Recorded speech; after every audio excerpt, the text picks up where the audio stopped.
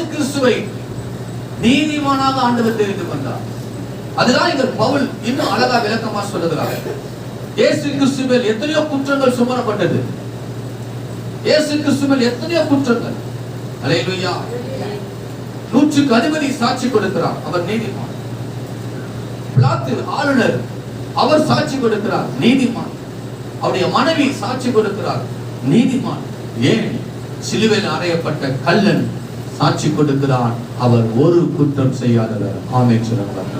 அல்லேலூயா. தேவனே தெரிந்து கொண்டவர்கள் மேல் குற்றம் சாட்டுகிறவன் யார்? யார் குற்றம் சாட்டுகிறான்? நல்லா கவனிக்கணும். சத்தியத்தை கவனிங்க. பக்கத்துல உட்காரு. அல்லேலூயா. யார் குற்றம் சாட்டுகிறவர்கள்? வெளிப்படுத்தல் புத்தகம் 12ஆம் அதிகாரத்தை திருப்பிக் கொள்ளும் போது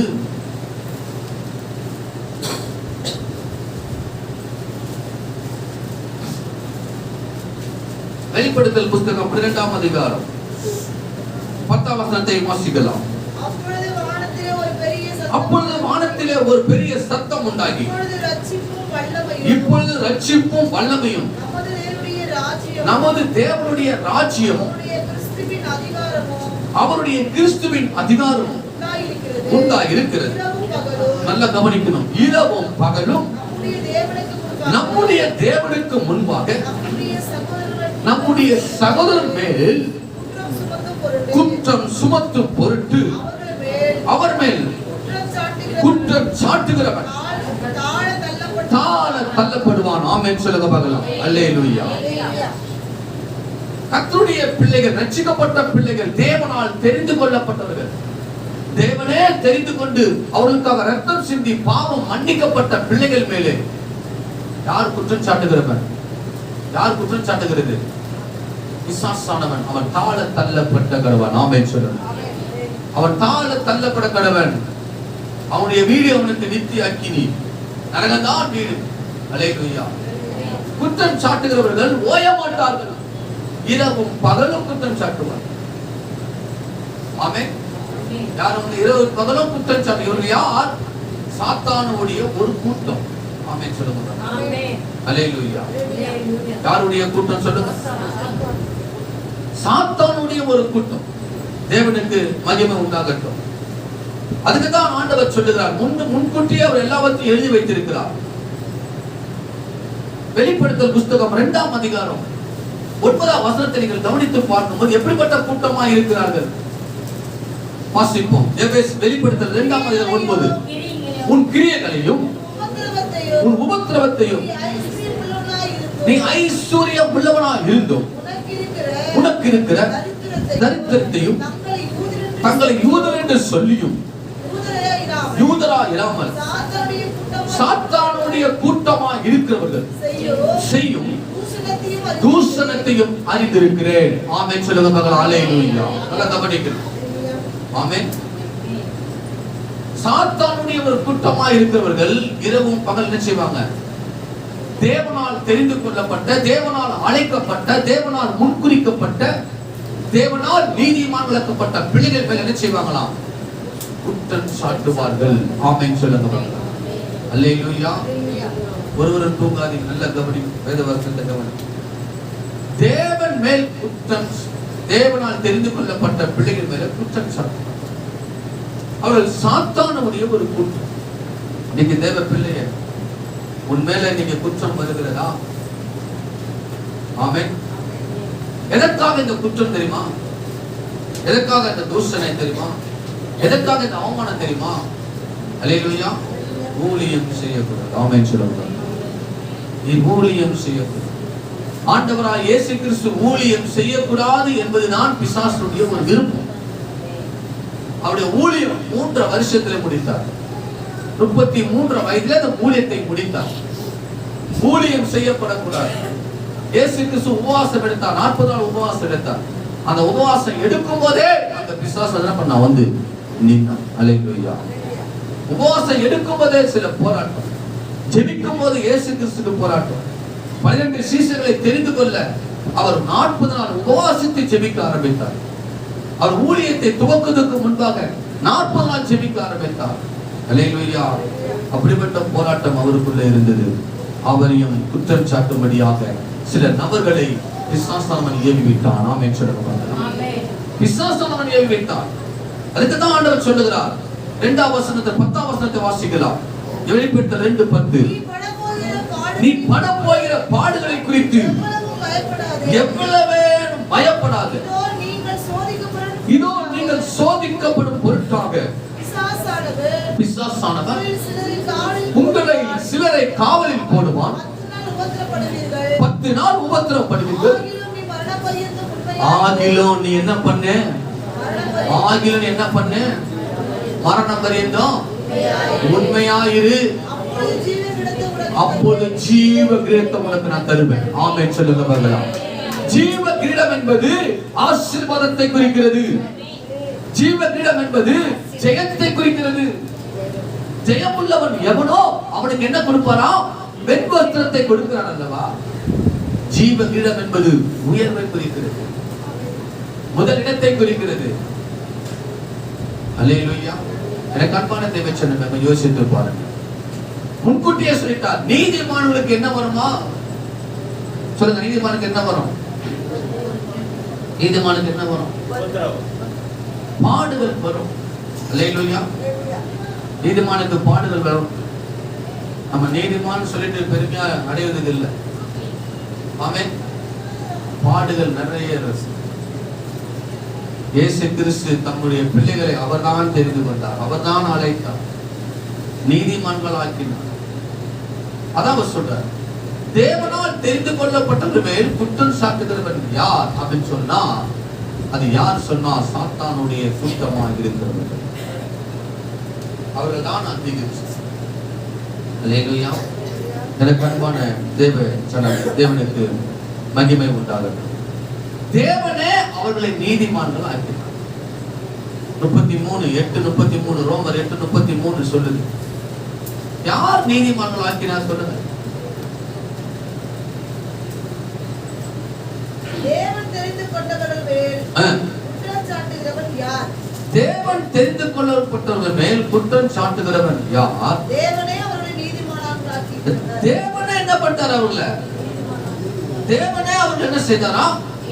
நீதிமான்கள் ஆக்கியிருக்கிறார் என்று வேதம் மிக அழகாக சொல்லி இருக்கிறது.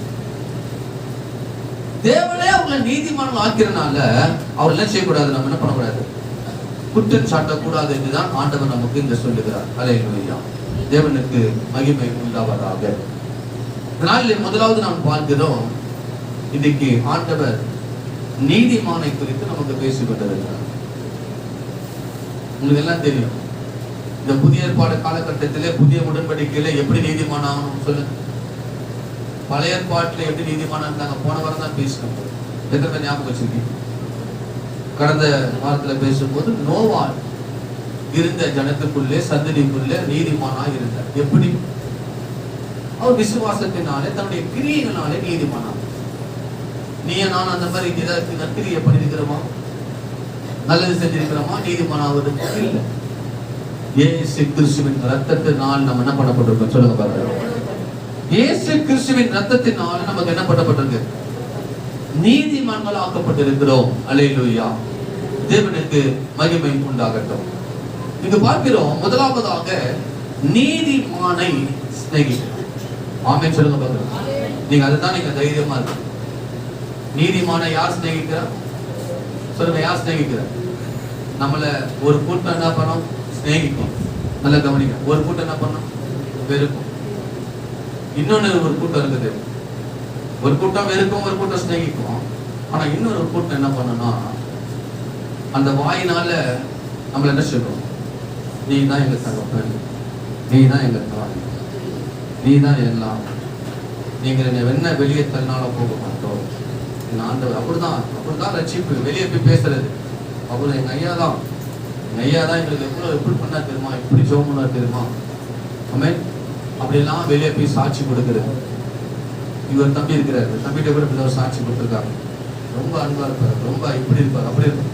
அதே வாய் இப்பொழுது எப்படி ஆயிடுச்சு? குற்றம் சாட்டத்தக்க வாயாய் மாறுகிறது. ஆமென் சொல்லுங்க. அல்லேலூயா. முதலாவது நீதிமானை ஆண்டவர் சிநேகிக்கிறார். நல்லா ஒன்று புரிஞ்சுக்கணும். நீங்க இயேசு கிறிஸ்து ரத்தத்தினாலே கழுவப்பட்டபடியால் ஆண்டவர் உங்களை நீதிமான் ஆக்கிட்டார் அல்லவா? உங்களை சிநேகிக்கிறார் என்பதை நீங்க மறந்து விடுங்கள். உங்க குடும்பத்துல யார் உங்களை சிநேகிக்கிறாரோ இல்லையோ, ஆண்டவர் உங்களை சிநேகிக்கிறார். ஆமென். முதலாவது ஒரு குறிப்பு, நீதிமானை கர்த்தர் என்ன பண்றார்? சிநேகிக்கிறார். வாசிக்கலாம் சங்கீத புஸ்தகம்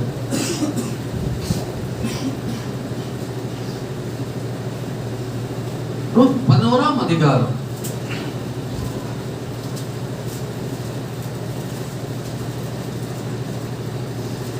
5ஆம் வசனத்தை வாசிக்கலாம். கர்த்தர் நீதிமானை சோதித்தருகிறார். கர்த்தர் நீதிமானை சோதித்து அறிகிறார். துன்மார்க்கனையோ உண்மையில் பிரியமுள்ளவனையோ அவருடைய உள்ளம் தெரிகிறது. ஆமென் சொல்லுங்க முதலாம். அல்லேலூயா. கர்த்தர் நீதிமானை என்ன பண்றாரா? மன்னிக்கணும். 146 8 படிங்க. 146 8 படிங்க.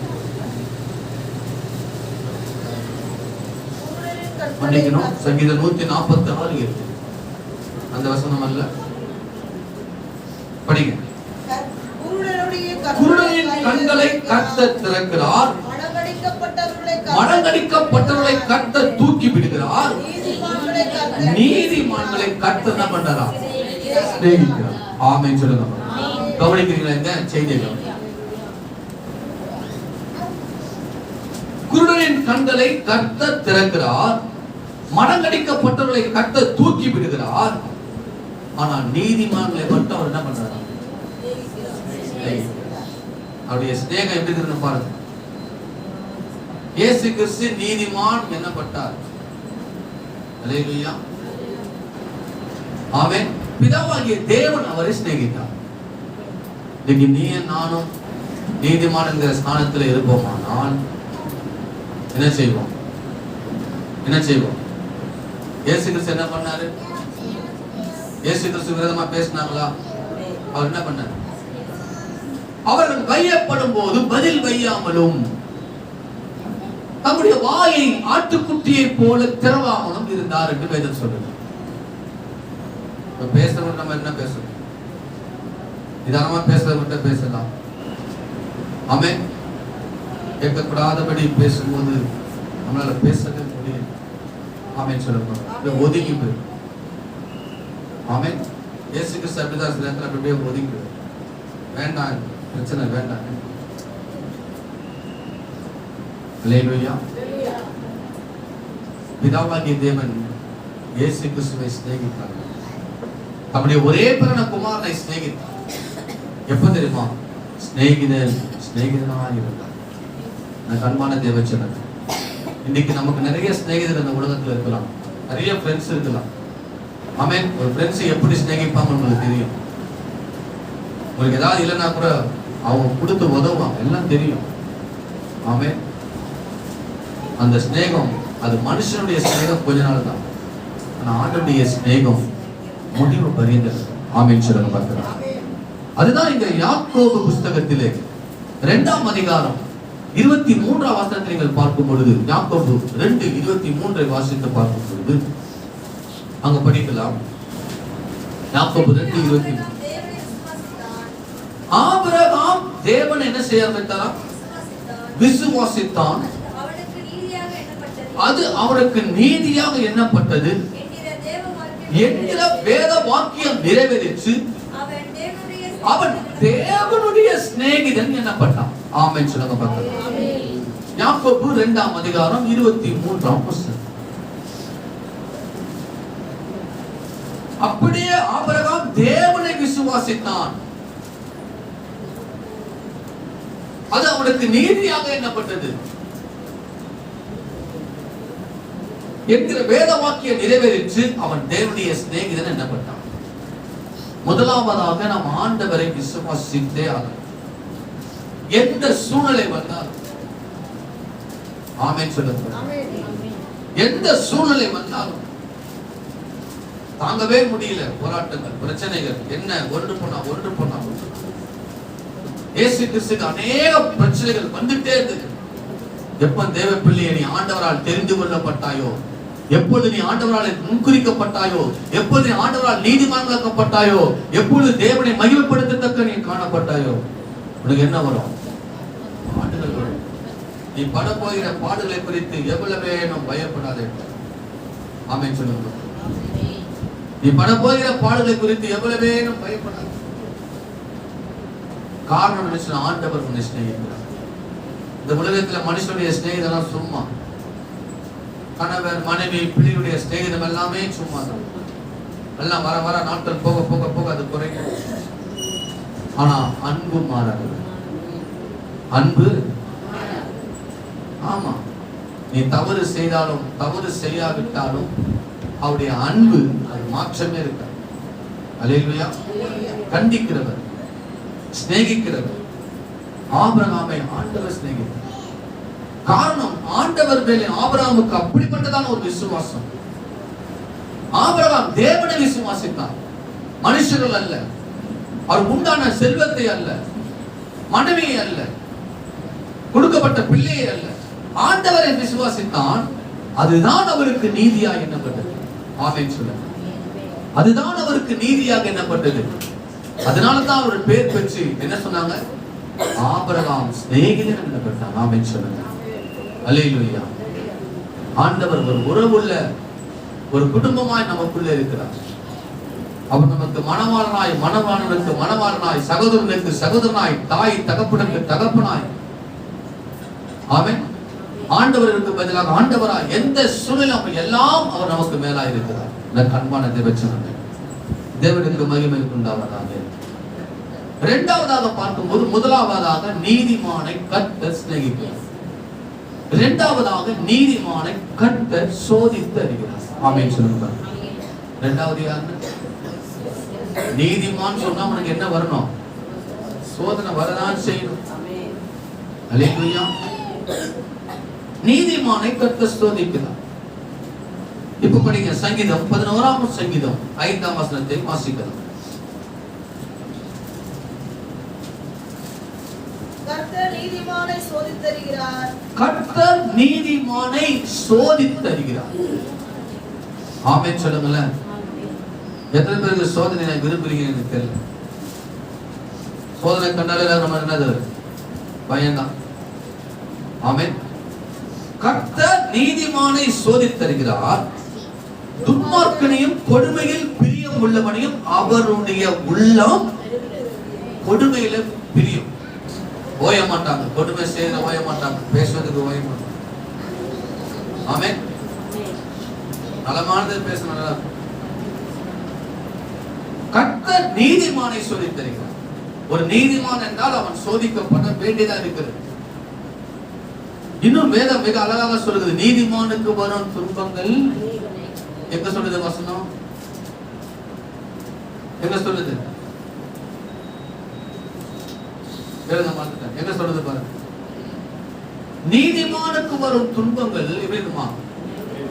அநேகமாக இருக்கும். ஆனால் கர்த்தர் அவன் எல்லாவற்றையும் நின்று அவன் என்ன பண்ணுவாரா? நீதிமான் என்றால் அவனுக்கு சோதனை வரும். நீதிமான் என்றால் அவனுக்கு பாடுகள் வரும். நீதிமான் என்றால் அவனுக்கு ஒரு கண்ணீர் இருக்கும். நீதிமான் என்றால் அவனுக்கு ஒரு கவலை இருக்கும், போராட்டம் இருக்கும். ஏன்? சத்துரு விட்டுருவானா உன்னை? நீ நீதிமானா இருந்தா எங்க போயிடுவ? பரலோகம் போயிடுவ. உன்னை என்னவா மாத்தணும்? உன்னை என்னவா மாத்தணும்? துன்மார்க்கனாய் பழைய ஜீவனம் பண்ணும்படியாய், பழைய மனுஷனாய் மறுபடியும் காணப்படும்படியாய் அவன் என்ன செய்வான்? அவன் உன்னோட வந்து ஆமென் சொல்லுங்க பாருங்க. அல்லேலூயா. ஆமென். சங்கீதம் படிக்க பாருங்க. சங்கீதம் 34:19 வாசி. நீதிமானுக்கு வரும் துன்பங்கள் எப்படி இருக்குமா? அநேகமா இருக்கும். கர்த்தர் நிற்பாரு. ஆமென் சொல்லுங்க பார்க்கலாம். நல்லா கவனிக்கங்க. யார் நிற்பாருங்க? நல்லா கவனி. துன்பம் வந்தா யார் நிற்பார்? உனக்கு துன்பம் வந்தா யார் நிற்பார்? எல்லாரும் ஓடிடுவாங்க. எல்லாரும் துன்பம் வந்தா ஓடுவாங்களா? கடன் பட்டா ஓடுவாங்களா? கேட்டா சொல்றது எல்லாரும் ஓடிடுவாங்க. ஆனா யார் நிற்பார்? முடிவு போறீங்க. அவருக்கு தெரியும் நீ நீதிமானாய் இல்ல துன்மார்க்கனா அவருக்கு தெரியும். மற்றவங்க சொல்ல வேண்டிய அவசியம் இல்லை. ஆமென். ஆமா, ஒரு வருஷம் நல்லவனும் பேசும், அடுத்த வருஷம் நம்மளை கெட்டவனும் பேசும். ஒருபட்ட உலகத்தில் தான் வாழ்ந்துட்டு இருக்கோம். இயேசு கிறிஸ்து கூட அப்படிதான் பேசினாங்க. இயேசு கிறிஸ்து நீதிமான் தான்.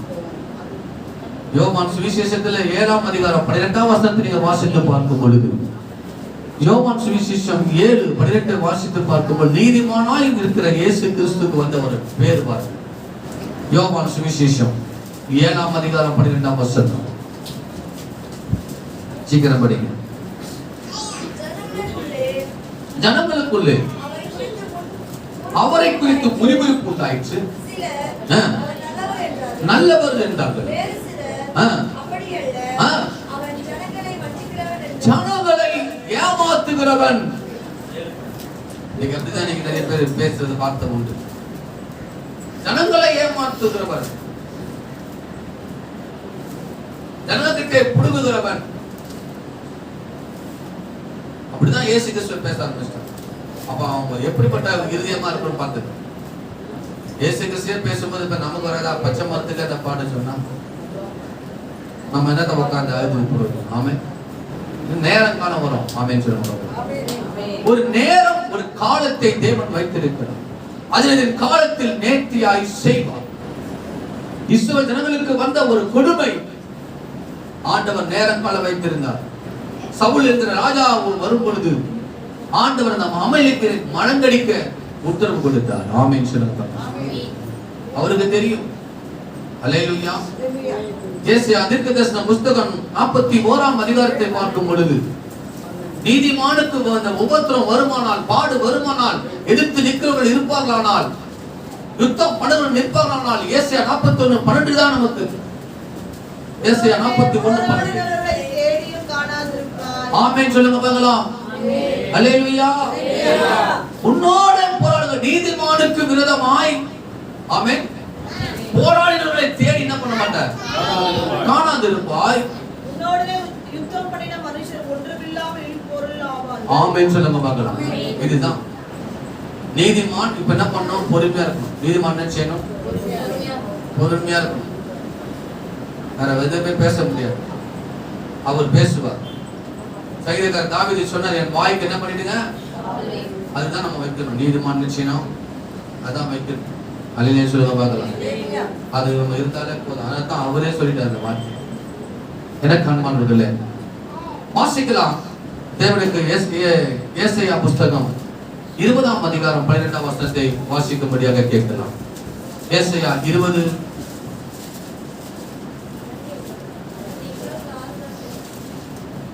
12 பாருங்க.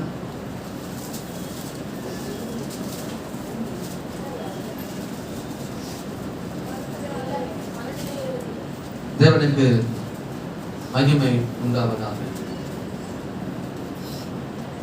கர்த்தருடைய பரிசுத்த நாமத்துக்கு ஸ்தோத்திரம். அல்லேலூயா. முதலாவது நீதிமானை ஆண்டவர் என்ன பண்றாரா, என்ன செய்றாரா, சிநேகிக்கிறார். இரண்டாவதாக நீதிமானை சோதிக்கிறார். மூன்றாவதாக நீதிமானை என்ன பண்றாரு, மகிமைப்படுத்துகிறார். சொல்லுங்க பார்க்கலாம். நீதிமான் என்ன பண்றாரா, மகிமைப்படுத்துகிறார். 1 ராஜாக்கள் புத்தகம் 3ஆம் அதிகாரம் 13ஆம் வசனத்தை வாசிக்கிறோம்.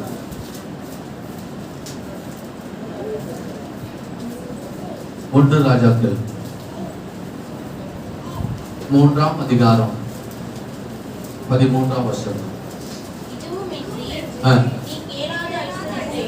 இதுவுமின்றி நீ கேளாத ஐசுவரியத்தையும் மகிமையும் உனக்கு தந்தேன். உன் நாட்களில் இருக்கிற ராஜாக்களில் ஒருவனும் உனக்கு சரியானவன் இருப்பதில்லை. ஆமென் சொல்லுங்க. ஒருவனும் உனக்கு சரியானவன் என்ன பண்ண மாட்டான், இருக்க முடியும். உனக்கு நான் மகிமையை தந்தேன், கேளாத ஐஸ்வர்யத்தை தந்தேன். நீதிமானை ஆண்டவர் மகிமைப்படுத்து. ஆமென் சொல்லுங்க. அவர் தான் மகிமைப்படுத்த. மனுஷனுடைய வாய் மகிமைப்படுத்த. இன்னைக்கு கொஞ்சம் மகிமைப்படுத்தும், 6 மாசம் மகிமைப்படுத்தும், 1 வருஷம் மகிமைப்படுத்தும். ஒரு 2 வருஷம் மையப்படுத்தும், 3 வருஷம் மையப்படுத்தும், வெளியே போகும்போது எல்லாம் முடிஞ்சு போச்சு. அல்லேலூயா. ஆண்டவர் தான் நீதிமானை மையப்படுத்த முடியும். அதான் அவர் சொன்னார், நீதிமான் எவர்களை முன்குறித்தார் அவரை அழைத்திருக்கிறார். எவர்களை அழைத்திருக்கிறாரோ என்ன பண்ணார் அவரை நீதிமான்கள் ஆக்கியிருக்கிறார். எவர்களை நீதிமான்கள் ஆக்கினாரோ அவர்களை அவர்தான் மகிமைப்படுத்தியிருக்கிறார். ஆமென் சொல்லுங்க பார்க்கலாம். 1 நாளாகமம் புஸ்தகம் 29ஆம் அதிகாரம் 28ஆம் வசனத்தை நீங்கள் வாசித்து பார்க்கும்போது 1 நாளாகமம் 29ஆம் அதிகாரம்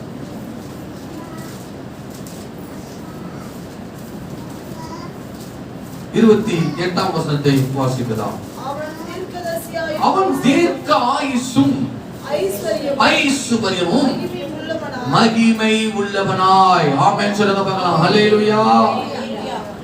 சாலமோன் தீர்க்க ஆயுசும் ஐஸ்வர்யமும் மகிமை உள்ளவனாய் நல்ல முதிர் வயதிலே தாவீது ராஜா பத்தி பேசுறார்.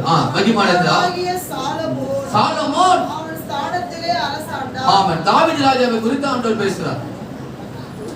தாவீது ராஜாவுக்கு ஒரு மகிமை இருந்தது, அதனால ஒரு பிள்ளைக்கு அந்த மகிமை வந்து சேர்ந்தது. ஆமென். அவன் தீர்க்காயுசும் ஐஸ்வர்யமும் மகிமை உள்ளவனாய் நல்ல முதிர் வயதிலே மரணம் அடைந்த பின் அவன் குமாரனாகிய சாலமோன் அவன் ஸ்தானத்திலே அரசாண்டான். ஆமென் சொல்லுங்க. இன்னைக்கு நீ மகிமைக்காக காத்திருக்கிறாய். ஆண்டவர் ஆபிரகாமை குறித்து சொன்னார், நான் உன்னை ஆசீர்வதிக்கவே ஆசீர்வதித்து உன் பேர் என்ன பண்ணுறேன்? பெருமைப்படுத்துகிறேன். தூசிக்கப்படத்தக்க ஒரு நாள் வரும். தாவீது என்கிற ராஜாவை சீமையோ என்கிற ஒரு மனுஷன் தூசித்தார். தாவீது சொன்னார், தூசிக்க ஆண்டவர் இந்த நாளை எனக்கு வைத்திருக்கிறார் என்று சொன்னார். அதே மனுஷர்கள் சீமையோ வாழ்த்தினான். ஆமென் சொல்லுங்க பார்க்கலாம். அல்லேலூயா. எனக்கு அன்பான தேவச்சனம், இந்த தூஷணம் யாரால வருகிறது தெரியுமா? சாத்தானால் வருகிறது. சாத்தான் அப்படிப்பட்டவர்களை தனக்காக தெரிந்து கொண்டு ஒரு கூட்டத்தை சேர்த்து, பரலோகத்திலும் லூசிபர் என்கிற கூட்டத்தை சேர்த்து, எந்த ஆண்டவர் லூசிபரை சிநேகித்தாரோ, எந்த ஆண்டவர் லூசிபரை ஆராதனை வீரனாய் வைத்தாரோ, வரங்களை தந்தாரே, வல்லமையை கொடுத்தாரோ, யாரை நம்பினாரோ ஆண்டவர், அதே பிதாவாகிய தேவனுக்கு துரோகம் பண்ணும்படியாக முதல் பாவம் எங்க ஆரம்பிக்கப்படுது? முதல் துரோகம் எங்க ஆரம்பிக்கப்படுது? அங்க லூசிபர் மேலிருந்து கீழே தள்ளப்படுகிறான். நாம சொன்னது. இரண்டாவது துரோகம் அங்கு ஏதேன் தோட்டத்திலே காணப்படுகிறது. மூன்றாவது துரோகம் அங்கு யூதாஸ் மூலமாய் ஆண்டவருக்கு காணப்படுகிறது. எனக்கு அன்பான தேவச்சனம், உங்களையும் ஆண்டவர் இந்த சபைக்கு கொண்டு வந்திருக்கிறார். ஆமென். உங்களை குறித்து ஒரு திட்டம் தீர்மானம் இருக்கு. அல்லேலூயா. அவர் என்னை அழைத்திருக்கிறார், அவர் என்னை தெரிந்து கொண்டார், அவர் என்னை நீதிமான்கள் ஆக்கி வைக்கிறார், அவர் என்னை மகிமையும் படுத்துவார். ஆமென் சொல்லுங்க.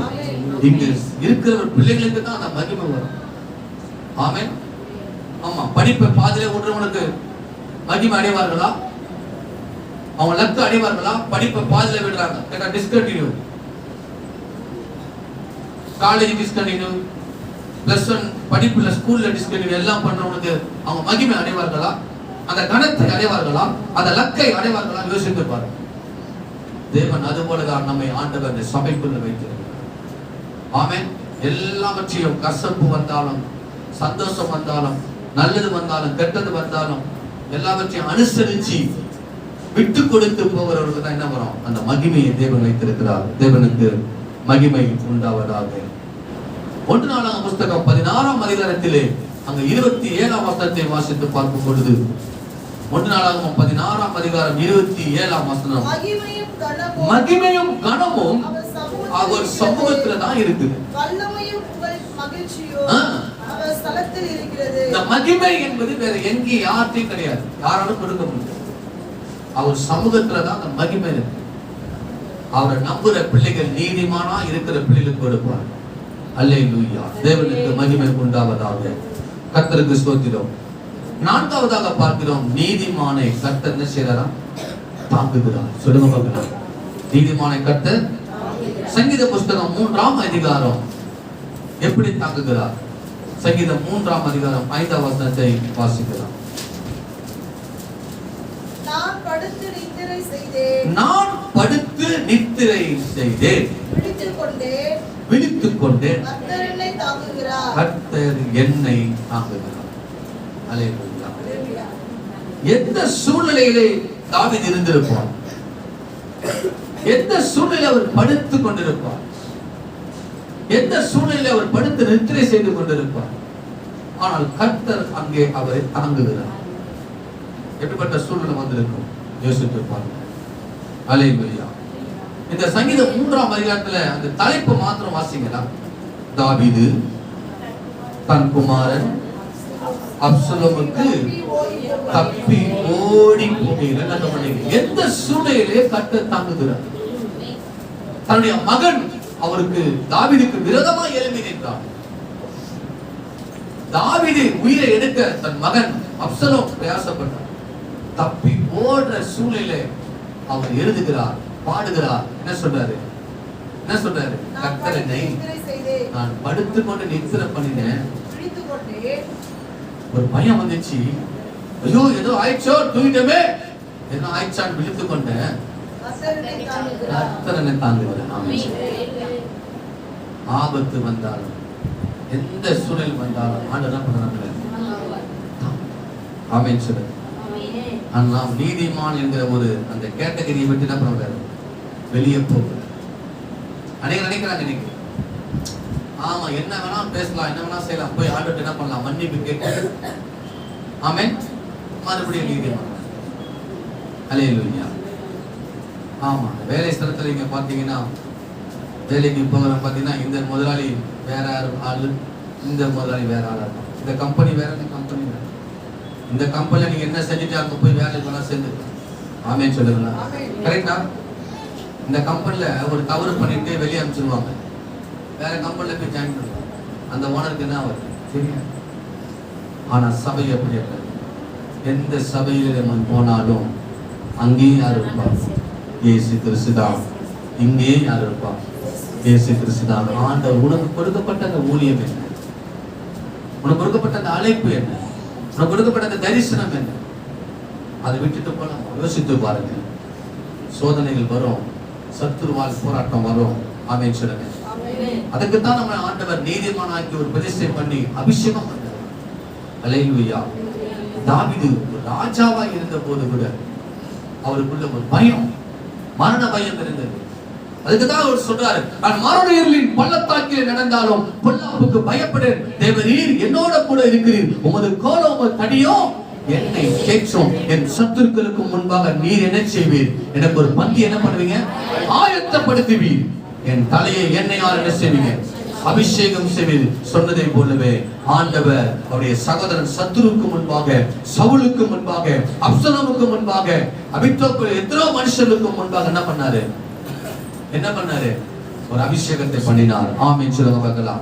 சங்கீதம் புத்தகம் 37ஆம் சங்கீதம் 24 வாசித்து நாம் பார்க்கும் பொழுது, சங்கீதம் 37:24 வாசிக்கலாம். தேவனுக்கு மகிமை. விழுந்தாலும் தள்ளுண்டு போவதில்லை. நான் என்ன சொன்னது? அவன் விழுந்தாலும் தள்ளுண்டு போவதில்லை. கர்த்தர் தமது கையினால் அவனை தாங்குகிறார். ஆமென் சொல்லுங்க பார்க்கலாம். நீதிமான் விழுந்தாலும், சொல்லுங்க, நீதிமான் விழுந்தாலும் எழுந்திருப்போம். எத்தனை முறை? நீதிமான் 7 தரம் விழுந்தாலும். ஆமென். அல்லேலூயா. அந்த 7 தரம் என்ன அர்த்தம் தெரியுமா உங்களுக்கு? சொல்லுங்க. 7 தரம் 70 வரை உன் சகோதரனை மன்னிக்க வேண்டும் இயேசு சொன்னார். 70 சொன்னால் 70 வயது. ஆமென். இன்னைக்கு தேவப்பிள்ளையே நீதிமானா இருப்பாயானால் 70 வயது ஆனாலும் நீ தள்ளுண்டு போவதில்லை. நீ விழுந்தாலும் எழுந்திருப்பான். கர்த்தருடைய கையினால உனக்கு. இன்னைக்கு அநேகருடைய கை நமக்கு விரோதமா வந்து நிக்குது, அடிக்கிற மாதிரி வந்து நிக்குது. ஆமென். காட்டி கொடுக்கிற கையா வந்து நிக்குது. ஆனால் தேவனுடைய கை எப்படி இருக்குதா? தாங்குகிற கையா இருக்கிறது. எனக்கு அன்பான ஜெபச்சினாங்க. தேவனுக்கு மகிமை உண்டாகட்டும். அல்லேலூயா. வாசிக்கலாம், நேரம் இல்லை. எல்லாம் கண்களை மூடி நாம் செபிப்போம். எல்லாம் ஒரு விஷயம், கண்களை மூடி ஒரு விஷயம் எல்லாம் எழுப்பி நிற்கலாம். கர்த்தருக்கு முன்பாக கண்களை மூடி ஒப்புக்கொடுங்க. எவர்களை அழைத்தார்? ஆண்டவர் உன்னையும் என்னையும் அழைத்திருக்கிறார். அல்லேலூயா. எல்லாம் ஒரு கண்களை மூடுவோம், எல்லாம் எலிமினன்ஸ். ஆண்டவர் சொல்லுகிறார், எவர்களை அழைத்தாரோ, எவர்களை அழைத்தாரோ, எவர்களை முன்குறித்தாரோ, எவர்களை நீதிமான்களாக்கினாரோ, எவர்களை மகிமைப்படுத்தினாரோ, அங்கு சொல்லுகிறார் எவர்கள் என்று கேட்கிறார். எவர்களை என்று சொல்லுகிறார். ஒப்பு கொடுங்க, கர்த்தருக்கு ஒப்பு கொடுங்க. உன்னையும் என்னையும் பார்த்தார் சொல்றார், எவர்களை என்று அங்கு எழுதுகிறார்.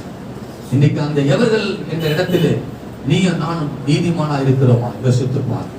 நீதிமானா இருப்பாயானால், அழைக்கப்பட்டவளா இருப்பாயானால், தெரிந்து கொள்ளப்பட்டவளா இருப்பாயானால், முன்குறிக்கப்பட்டவளா இருப்பாயானால், உன்னையும் என்னையும் அவர் மகிமைப்படுத்துவார். அல்லேலூயா சொல்லுங்க பார்க்கலாம்.